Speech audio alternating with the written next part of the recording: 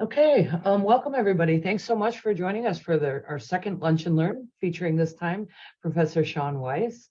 I'm very excited for the session. I'm going to do a very brief intro for Sean, just because if I talked about all the things he's done, we would take our whole session. So Dr. Sean Weiss is an expert on startups and venture capital. He uses this expertise in his various roles as university professor, best-selling author, international business speaker, partner at Ryerson Futures. Is it still called that, Sean? Nope. And a seed stage venture, which is a seed stage venture capital fund and technology accelerator. So Sean has been doing, with his enthusiasm that he has and that he brings to everything, it seems, has jumped on bringing this technology into the classroom, both to support student success and also really to assist instructors. So I really hope you enjoy the presentation, and I'm just going to turn it over to him. Thank you, Allison, and thank you to my colleagues who have joined us. Can I get a thumbs up if you can hear me clearly? A thumbs up if you can hear me. Thank you, Christopher. Thank you, Reese, using the Simpsons thumb, I see. So my name is Professor Sean Weiss, and I always like to start with this message. I'm supposed to be on that too. Hi, we're hearing the speaker instead of me. Okay. I just want to ask if we could hold questions to the end. I find sometimes typing in the chat window very distracting, and my ADHD brain gets lost. So if we could all do that. Reese, can you see this slide with the brain? Yes, I can see it, Sean. Thank you. So we're here to talk about ProfBot, which was my way to learn all about artificial intelligence in the classroom. Today, we're going to cover why we designed ProfBot and how we designed ProfBot and what drove us to do this work. We ran our alpha test, ended 3 days ago, and I want to share the results. I want to talk to you about how we're testing moving forward and what sort of activities we're doing. But just a quick show of virtual hands, if you will. Everyone on the call has heard of OpenAI. You can use your reaction button to click up and down. Okay, just making sure we all have a basic understanding that a team in Silicon Valley and elsewhere have created a brain. And that brain can be purposed to do a bunch of tasks. And it has been trained to do things like writing code and writing press releases and things like that. So my relationship with OpenAI dates back about 7 years ago. This is Michael Petrov, who is one of our students. He was a University of Waterloo software engineer, and he came to Ryerson for his last semester so he could study entrepreneurship and get involved in our DMZ. And I built a nice relationship with him. He'd already had some modest success to there, and you could see that he was on the trajectory of success. He's gone on. He took his app that he built while on campus called Couple. It was a social network for two, and for those people who are in long distance relationships. He sold that to a Silicon Valley company, and what was unique about it was the app itself would read your messages between you and your partner and then give each partner feedback, like, remember it's her birthday, or you've got to pick up milk. And that was really before people started to think about using chat transcripts as an input. He's gone on quite successfully, worked at Dropbox, and then is one of the founders at OpenAI, and one of our great alumni, if I could be so bold. We've been talking about this for about 3 years. I'm a big fan of science fiction, so as soon as he said artificial intelligence, I was interested in the conversation.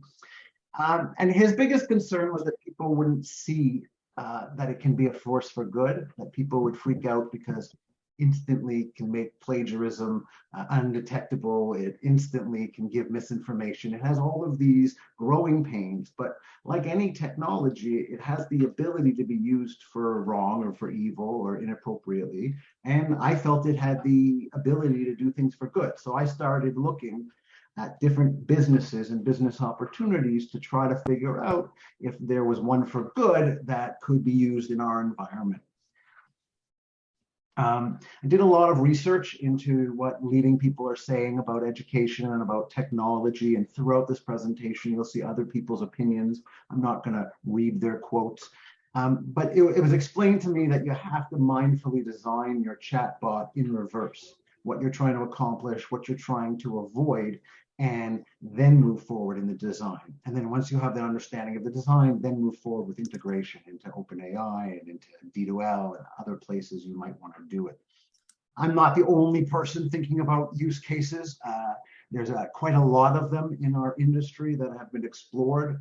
When I saw this, I was very excited because that made sense to me. It made sense to me that I can only answer questions in a short period of time, but a bot could answer them 24/7, and maybe that would be efficient. And then we just had to think about what the use case was. So as we moved through our research, we really focused on active learning. This idea that in some universities, classes are 100, 200, 300 people, and students aren't getting that one-on-one Socratic support to develop critical thinking, to develop an engagement, to find their voice, to find how they might apply it. And so I got really excited about that. I wasn't so interested in the smoother admissions process, and I don't really want it to do my marking for me. I just thought we could help our students by using it. And that was something that Rachel Thomas, who teaches down at USF, also agreed with.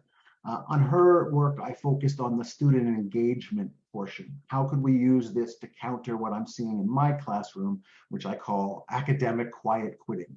A larger number of students than before just don't care. They think C's get degrees, and they're just totally checked out, and I'm having difficulty reaching them. So I wanted to go and see if we could reach them through another mean, mostly their phones, because they're always on them. And if we could get that to work for us, maybe it would be not so bad to have them.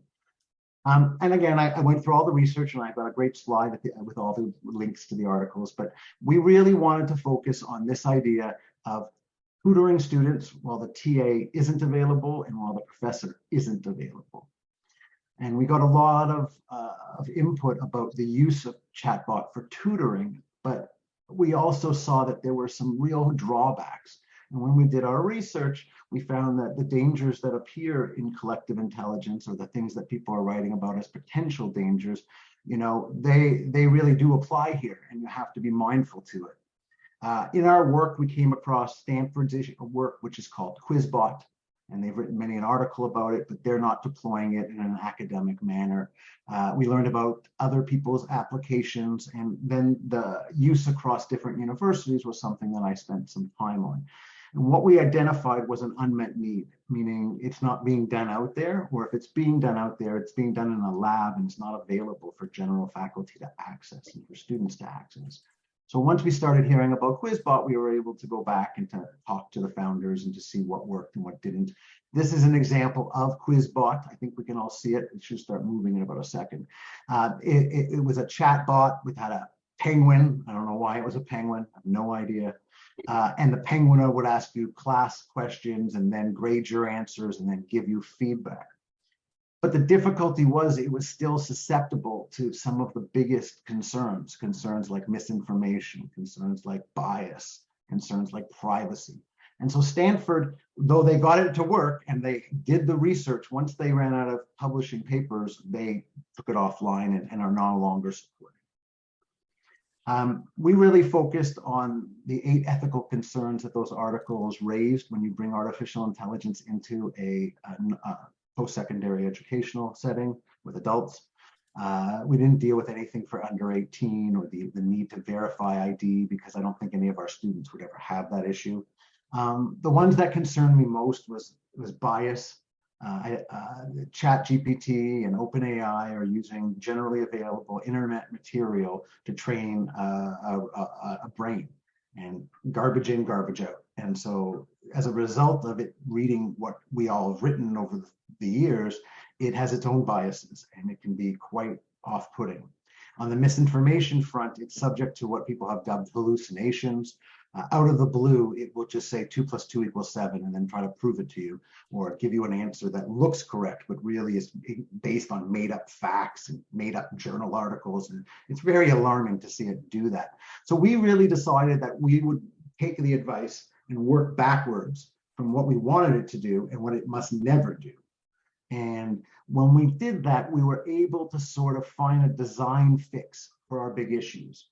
So the big, I wouldn't say trick, the real proprietary, for lack of a better word, what we're doing differently is we don't let the brain do anything like create the questions or create the answers. Only faculty does that.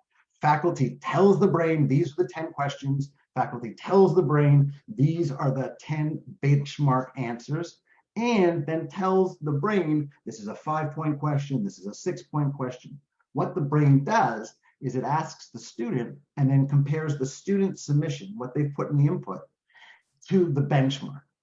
And as a result, it is not formulating questions. It is not hallucinating. It is not giving the student an answer that it thinks it's right, having read 1,000 blogs. It's giving the student the answer that I, the empowered, required adult supervisor of the class, the curator of the content, is saying is appropriate. And that also helped on the bias front. We all have bias, it's inherent. We all do our best to manage it, but I'm already managing it because I'm the course leader of my entrepreneurship class. And so I wanted it to have no extra biases. You know, I'm a bias towards capitalism over socialism, but that isn't the bias I'm trying to avoid. The bias I'm trying to avoid is racism and random comments and misogyny and all the rest that are appearing in everyone else's work. So by limiting it to what the brain could use, the brain really just focused on compare and contrast. Student said A, professor said A plus, student has missed plus, explain to the student why plus is missing. And then we just programmed it to be nice. So to be positive, to be optimistic, to encourage. On the privacy front, Allison was extremely helpful, as was Brian Lesser, our chief technology officer, you know, really trying to think about if something went wrong, what would go wrong, and how do we keep students from being harmed by this. And so what we decided for our alpha test is we'd have no logins. So when students would arrive, they wouldn't log in. So they wouldn't feel that they would be associated with the work, because students had this adversity to answering questions when I asked them in the class in front of 400 people. This would be a way they could just answer one-on-one and not sort of be held to it outside of that. It was also a good design move, because if you don't record the chat, you save a lot of costs and you save a lot of money in storage and in technology issues. And so that for our alpha, those were things that we kept most in line. We decided to really focus on this idea of curated content. We decided that it was only up to the professors to decide what kind of questions to ask and not. Whereas other bots, if you ask them to give you a quiz on entrepreneurship, they will start randomly asking you questions they found on the internet. The problem with that isn't the question, it's the answer. Because I'm providing the benchmark, I'm the author of the textbook, my benchmark is the only one I want the computer to use. And so we found a way to do that, to limit its ability to draw on outside information. Our goal from the very beginning was to give personalized feedback at the end of the quiz to tell students, great job, but you should really focus on this, or this is an area you want to brush up on. Or the other way, you need to be more explicit. You need to see that the question has multiple parts, and you need to follow up with multiple parts. We also wanted to give it real time so that students studying for an exam could do it once a day, once an hour, once a couple times in a week, and it would start to build. And one day we could then decide if it would know the student and would it be able to use prior information to make the learning easier for the student. The purpose was really simple. Quiet quitting is an epidemic on the campus, and I want to engage students in a way that they feel they're learning, and maybe this is it. So without further ado, well, with a little more further ado, I'd like to show you my alpha and what we did. Before I do that, I'll show you the consent. So we wanted to make sure we were informing the students. We were going to show this to 3 sections of ENT 526, which is Introduction to Entrepreneurship, taught by myself and other instructors. We all share a course curriculum. We all share a textbook. We all share final exams. So we offered it to 243 students, and it was free, and they could use it once, they could use it twice, they could use it as often as they like. Each time they used it, they were asked 5 questions, and only 5 questions. Those questions were drawn from a pool of 50 pre-populated questions randomly. The student would get feedback on what they missed and how they could improve it. But at the same time, if they nailed it, they would get endorsement. The key here is it's not a verbatim.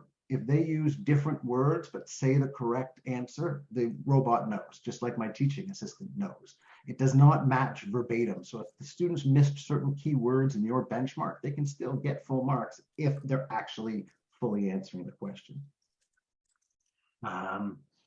The goals of our pilot were to engage students only in curated course material to counter quiet quitting. And I had this dream that it might actually help students be a little more successful.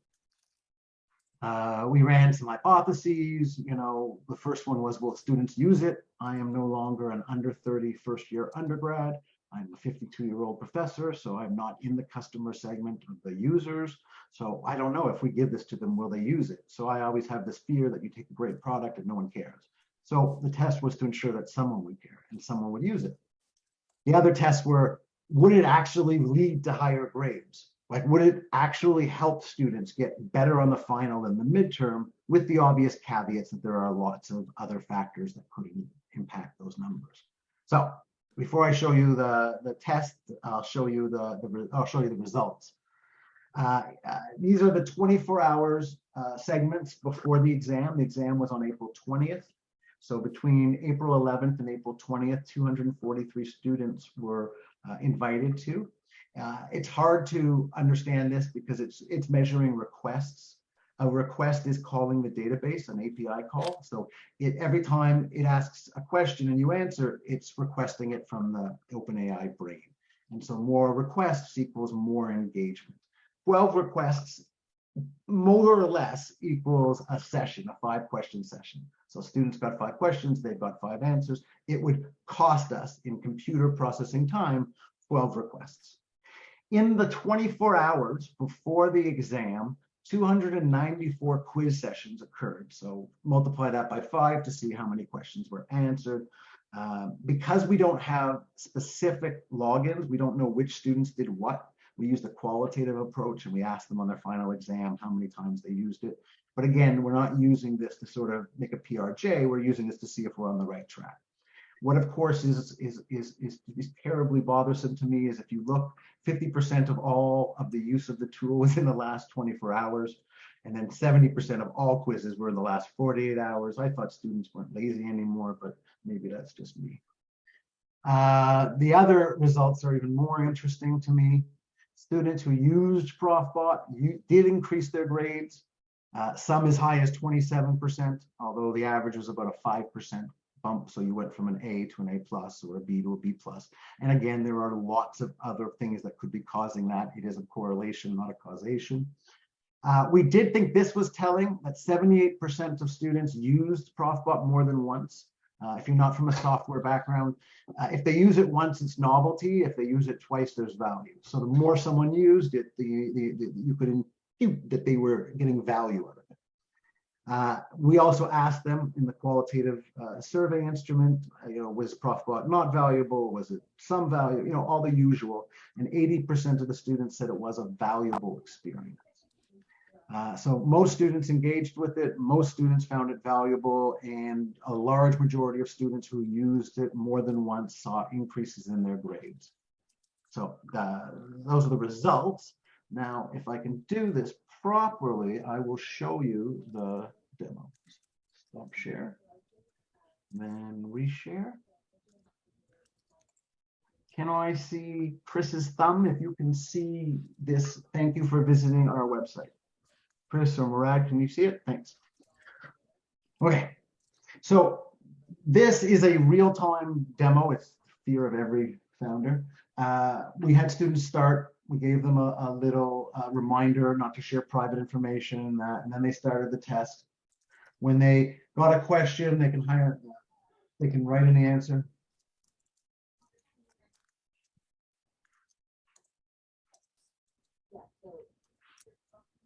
All right. I'm just going to make some right, some wrong, make some guesses, because I want to get you to the end. Always the big fear that it will break while I'm using it. Activate acquisition.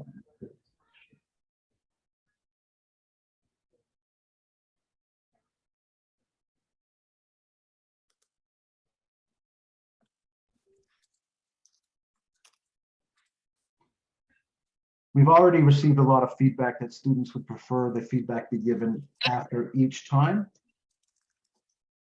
But in the alpha, it happens at the end. And I'll just get us there and then I'll tell you how it works. So when I click next, it's sending my answer to the servers, and the machine is evaluating it in the background versus what the benchmark from the professor was. It can be a little slow at high peak periods.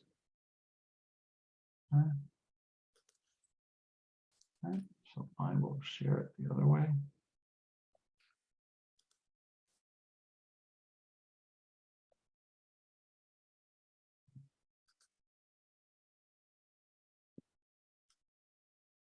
This is what it looks like. Christopher, can you see that? Do I have the right screen on? Yeah. So an example, the student said the 10 rule says that in order to displace a market leader, and the student's answer is close. Then No, sorry, I'm not seeing that. Sorry. no problem. I'm seeing the slide that says please answer the following questions. No problem. I will fix that for you. Sorry, I was slow in the uptake there. My mic was off. I'm always slow in the uptake. Do you see it now? Yes. Define and explain the 10 times rule. Give an example of how Netflix. So these are just examples of the answer from the student compared to the answer from the benchmark. And this, where it says suggestion, is ProfBot giving you the answers and the feedback. Now, I did not write this.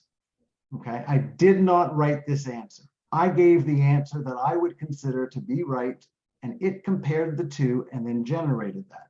So it can give you a variety of different inputs based on what the student has done. The student's close, the student's correct, the student missed it. Here's something you missed, and it will go through them. It's a pretty simple app. The professor can submit the questions and the answers, then it generates a customized URL, then the professor sends the URL to the students click the URL. At this point, there's a login and a registration and terms and conditions, and then they can use it to access the quizzes. On the right side, you can see some more examples of the different sorts of feedback, and I can go on like great lengths to show you that is partially correct. Is you know, it does all the range of emotions. So that's the alpha, and you heard the alpha results. The beta is in sandbox mode, which again is a software term from it's alive, but it's not accessible to regular people. So this isn't being exposed to people. This is being used by me to sort of test the feedback we got from the students and from other professors who have reviewed it. So now we have a login, we have a registration, we have different categories, we have a live demo that people can see. They sign up, they register, then the professors, they get a message. In this case, the student's name is Alex, and it asks for the question, where do you want to start? He's missed the point that you go to the test place, so the bot's telling him where to go to get it. Then he can choose from any of the exams. These are all just ones I've made up as placeholders. And it works just like the last time, but now they explicitly include the marks, and when the answer is given, they give you whether you have succeeded or not. Christopher, your screen should be black and yellow. Do I have it correctly? I think so. Yep. And so this is a more advanced version to allow it to, now that we've proven students will use it, now that we've proven it does what it says it does, now that we know the technology can be made to stay off of the landmines that artificial intelligence is being labeled with. How could we put it forward? Where could we go, and what could we do with it? I still think that giving personalized feedback is the key to creating a good learning experience for our students. And I hope you will consider joining me in the next test session. If you're interested, you can write to me at sean.wise@torontomu.ca, or you can go to profbot.ai and you can sign up for the wait list there. At the moment, I'm only giving it to our friends at Toronto Metropolitan University. Probably by September, if it continues to do what it's doing, we'll open it up to other schools. But really, I want to leave with this. I think everyone knows Bill Gates and his approach to investment. This was Saturday's paper, and he's basically saying that the cost of a tutor is fine if you're in the 1%, but if you're not, and you're a real human being, or you're in a country other than America, you can't always afford effective, efficient tutoring, and he thinks it's an area that is very valuable to pursue.